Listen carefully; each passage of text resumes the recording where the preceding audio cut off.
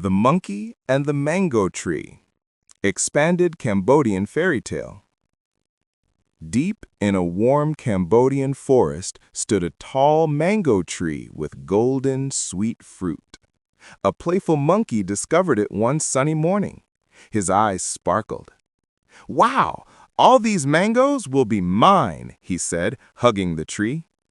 Every day he climbed the tree, eating mango after mango.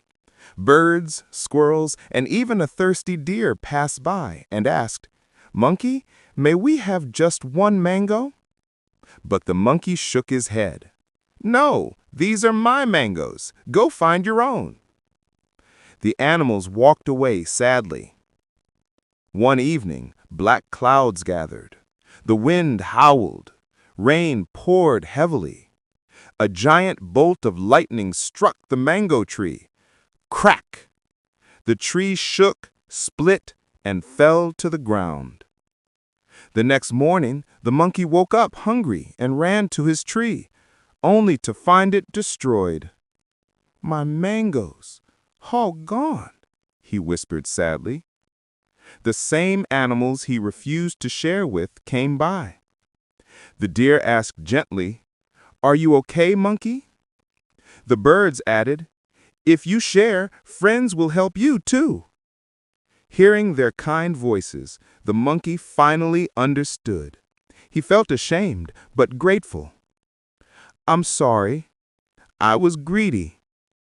I didn't know sharing could bring happiness." Together, the animals helped him plant several new mango trees. They watered them, protected them, and waited patiently. When the new trees finally grew full of fruit, the monkey joyfully called out, "Everyone, come, let's share the mangoes together." And from that day on, the forest became filled with friendship, laughter, and sweet mangoes for all.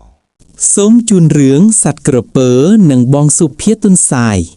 សូមជួយ Subscribe Channel ដើម្បីទទួលបានវីដេអូថ្មីៗកាលពីព្រេងនាយ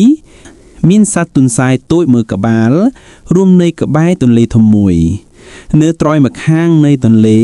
មានស្មៅបៃតងស្រស់ៗនិងផ្លែឈើផ្អែមល្ហែមដុះលូតលាស់ទុនសាយចង់ឆ្លងប៉ុន្តែទន្លេនោះពោពេញដោយក្រពើជាពិសេសក្រពើដែលធំខ្លាំងមួយក្បាល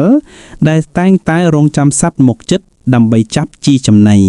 នៅព្រឹកព្រលឹមថ្ងៃមួយទុនសាយបានលោតទៅច្រាំងទន្លេហើយបានឃើញភ្នាក្រពើនៅពីលើទឹកទុនសាយនិយាយ "សួស្តីលោកបងក្រពើ" ទុនសាយនិយាយដោយញញឹមយ៉ាងរុរាយក្រពើឆ្លើយថា "ទុនសាយទូចអើយចូលមកជិតខ្ញុំផងខ្ញុំរងចាំអាហារពេលព្រឹកយូរហើយទុនសាយបានធ្វើពុតជាមិនខ្លាចផ្ទុយទៅវិញវាបាននិយាយថាមុនពេលខ្ញុំមកជិតខ្ញុំមានសារៈសំខាន់មួយពីស្ដេចព្រៃព្រោះចង់ដឹងថាមានក្រពើប៉ុន្មានក្បាលរស់នៅក្នុងទន្លេនេះស្ដេចព្រៃគ្រោងនឹងផ្ដល់រង្វាន់ដល់អ្នកទាំងអស់គ្នាក្រពើបើកភ្នែកធំៗហើយនិយាយរង្វាន់មែនទេពិតមែនទេមែនហើយទុនសាយនិយាយប៉ុន្តែខ្ញុំត្រូវរាប់ក្រពើទាំងអស់ប្រាប់អ្នករាល់គ្នាឲ្យតម្រង់ជួរជាបន្ទាត់ត្រង់ឆ្លងកាត់ទន្លេដើម្បីខ្ញុំអាចជាន់លើក្រពើនីមួយៗហើយរាប់បានក្រពើបានហៅមិត្តភក្តិទាំងអស់របស់វាយ៉ាងលឿនមិនយូរប៉ុន្មានក្រពើមួយជួរវែងបានលាតសន្ធឹងពីត្រើយម្ខាងនៃទន្លេទៅត្រើយម្ខាងទៀតល្អណាស់ទុនសាយនិយាយវាបានលោតឡើងលើខ្នងក្រពើទី1 ទុនសាយលោតទៅមួយទៀត2បន្តមកមួយទៀត3ទុនសាយបានបន្តដំណើររហូតដល់គាត់ទៅដល់ក្រពើចុងក្រោយហើយជាមួយនឹងការលោតចុងក្រោយមួយ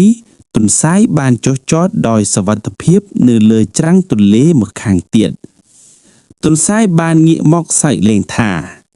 អរគុណសម្រាប់ការជួយខ្ញុំឆ្លងខ្ញុំមិនគិតថាព្រះមហាក្សត្រនឹងយាងមកលេងថ្ងៃនេះទេលាហើយក្រពើបានក្រហមដោយកំហឹងដោយដឹងថាពួកគេត្រូវបានគេបោកបញ្ឆោត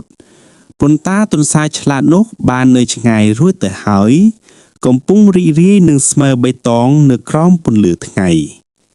ហើយចាប់ពីថ្ងៃនោះមកក្រពើមិនដែលទុកចិត្តទន្សាយទៀតទេ